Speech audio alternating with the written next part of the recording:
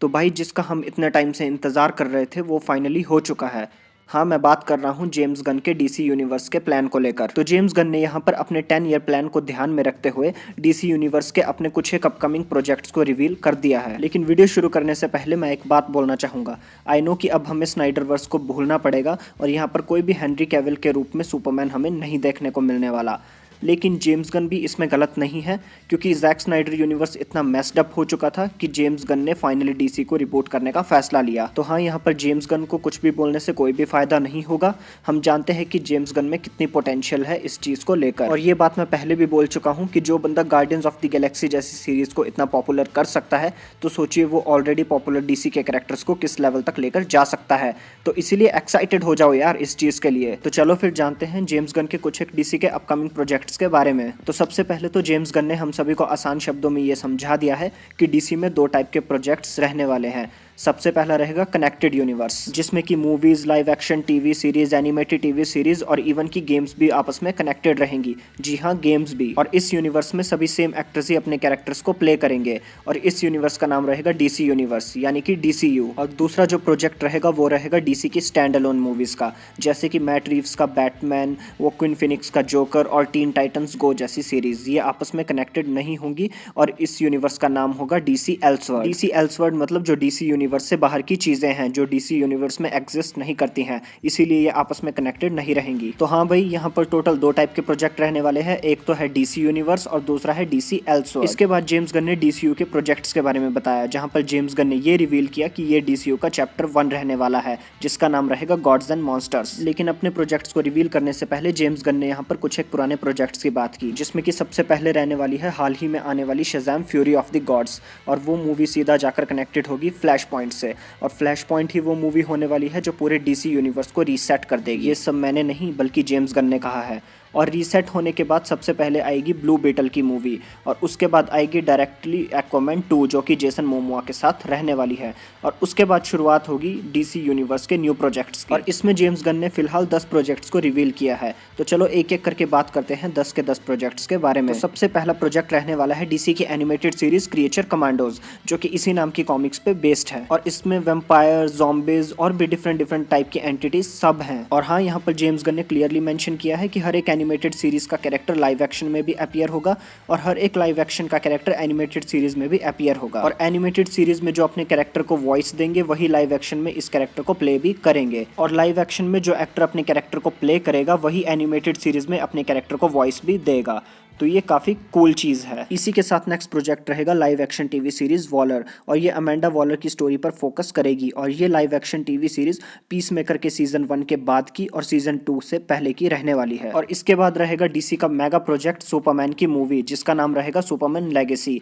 और इसकी scripting James Gunn खुद लिख रहे हैं, और जेम्स गन ने यह भी बताया है कि जैसे ही इस मूवी की स्क्रिप्टिंग कंप्लीट हो जाएगी, इस मूवी के लिए कास्टिंग भी शुरू हो जाएगी। और हाँ, भले ही ये स्टोरी यंग सुपरमैन पर फोकस करेगी, पर हमें यहाँ पर कोई भी सुपरमैन की ओरिजिन स्टोरी नहीं दिखाई जाएगी, क्योंकि हम उसे पहले भी कई बार देख चुके हैं। और इस मूवी की रिलीज डेट को भी कंफर्म कर दिया गया है, जो कि रहेगी 11 जुलाई 2025। तो तैयार हो जाओ। और इसके बाद फाइनली नेक्स्ट लैंटर्न्स नाम से लाइव एक्शन टीवी सीरीज आएगी। और जेम्स गन ने यहाँ पर क्लियर मेंशन किया है कि इस सीरीज में हैल जॉर्डन और जॉन स्टुअर्ट दोनों ग्रीन लैंटर्न्स एक साथ नजर आएंगे, और इसी के साथ कुछ एक लैंटर्न्स इस सीरीज में और दिखाए जाएंगे। और इस टीवी सीरीज का थीम ट्रू डिटेक्टिव टाइप का रहेगा। और हाँ, यहाँ पर लैंटर्न्स को एक ट्रू मिस्ट्री का पता चलेगा, जिससे डीसी यूनिवर्स और भी ज्यादा एक्सपेंड हो जाएगा। ये सब जेम्स गन ने मेंशन किया है। इसके बाद एक और लाइव एक्शन मूवी आएगी दी अथॉरिटी नाम से। अब देखो, इनके बारे में मुझे ज़्यादा कुछ तो नहीं पता है, लेकिन हाँ, ये भी एक कॉमिक बुक कैरेक्टर्स रहने वाले हैं। लेकिन हाँ, यहाँ पर जेम्स गन ने क्लियरली मेंशन किया है कि यहाँ पर कोई भी नॉर्मल हीरोज़ और विलन्स वाला कॉन्सेप्ट नहीं रहने वाला है, बल्कि अथॉरिटीज़ एक ऐसी टीम रहने वाली है जो किसी चीज़ को सही करने के लिए किसी भी हद तक जा सकती है, फिर इसके लिए उन्हें कोई गलत काम ही क्यों ना करना पड़े। सॉर्ट ऑफ एंटी हीरोज़ भी कह सकते हो, जो कि बहुत सारी डिस्ट्रक्शन फैलाएंगे। तो ऐसी चीज़ों के लिए तो मैं सबसे पहले आगे रहता हूँ। तो नेक्स्ट प्रोजेक्ट रहेगा पैराडाइज लॉस्ट नाम की लाइव एक्शन टीवी सीरीज, जिसकी स्टोरी थेमस किरा की होगी। हाँ, वही आइलैंड जहाँ से वंडर वुमन बिलोंग करती है। लेकिन ये स्टोरी वंडर वुमन के बर्थ से बहुत ही पहले की होगी। तो हाँ, यहाँ पर हमें कोई भी वंडर वुमन देखने को नहीं मिलेगी। और ये जेम्स गन ने खुद भी बताया है कि डीसी के इस 10 प्रोजेक्ट में हमें कोई भी वंडर वुमन देखने को नहीं मिलेगी। और इसके बाद एक और मेगा प्रोजेक्ट रहेगा जो कि रहेगी the brave and the bold नाम की मूवी। और ये मूवी होगी बैटमैन की, जिसमें कि बैटमैन के साथ उसका बेटा डेमियन वेन एज रॉबिन दिखेगा। तो हाँ, बरसों से लाइव एक्शन में बैटमैन और रॉबिन को एक साथ देखने का सपना हमारा पूरा होने जा रहा है। और हाँ, जेम्स गन ने यहाँ पर यह भी मेंशन किया है कि इस मूवी के थ्रू हमें पूरी बैट फैमिली को इंट्रोड्यूस किया जाएगा। तो ये तो सुनने में काफ़ी इंटरेस्टिंग लग रहा है। और जेम्स गन ने यहाँ पर पहले भी ये बताया था कि अनलाइक मैट रीव्स का बैटमैन, जो कि अभी काफ़ी यंग है, ये बैटमैन उससे थोड़ा सा ओल्ड रहने वाला है। तभी तो इसका यहाँ पर बेटा भी हो चुका है। इसके बाद रहेगी live action TV series booster gold. अब देखो, इस कैरेक्टर का भी मुझे इतना कुछ नहीं पता है, लेकिन जितना पता है उतना बता देता हूँ। तो ये कैरेक्टर फ्यूचर से होता है और वहाँ पर ये बहुत ही बड़ा लूजर होता है। तो ये फ्यूचर के टैग को यूज़ करके प्रेजेंट में आ जाता है और प्रेजेंट में ये हीरो बन जाता है cause of his future tag. ये साला इसकी स्टोरी कैंग जैसी नहीं लग रही, क्योंकि कैंग भी फ्यूचर से होता है और ये भी, बस फर्क इतना है ये हीरो बन जाता है, वो विलन। इसके बाद रहेगी live action movie Supergirl women of tomorrow, जो कि टॉम किंग के कॉमिक्स पर बेस्ड होगी। और हाँ, इसका सुपरगर्ल सीरीज से दूर दूर तक भी कोई भी लेना देना नहीं होगा। और जेम्स गन के मुताबिक इस मूवी में काफ़ी सरप्राइजेस मिलने वाले हैं।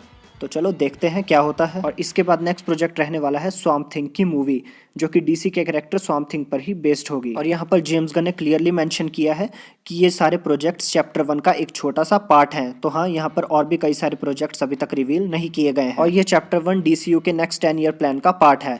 तो हाँ, अभी भी बहुत सारे प्रोजेक्ट रिवील करने को बाकी हैं। और जेम्स गन ने यहाँ पर यह भी बताया कि उन्होंने काफ़ी सारे लेस नोन कैरेक्टर्स को बैटमैन और सुपरमैन के साथ इंट्रोड्यूस किया है और मुझे पूरी उम्मीद है कि गार्डियंस ऑफ द गैलेक्सी की तरह ये भी हिट हो जाएंगे। और हाँ, जेम्स गन ने यहाँ पर खास ये बात बताई है कि उनका डीसी यूनिवर्स के लिए सबसे पहला फोकस रहने वाला है स्टोरी राइटिंग, जिससे कि कैरेक्टर डेवलपमेंट अच्छी हो और हम डीसी यूनिवर्स को काफ़ी अच्छे से समझ पाएं। तो बस यार, आज की वीडियो में बस इतना ही था। तो अगर ये वीडियो मेरी थोड़ी सी भी पसंद आई हो तो इस वीडियो को लाइक और चैनल को याद से सब्सक्राइब कर देना भूलना मत। तब तक के लिए मैं मिलूंगा नेक्स्ट वीडियो में। Thanks for watching.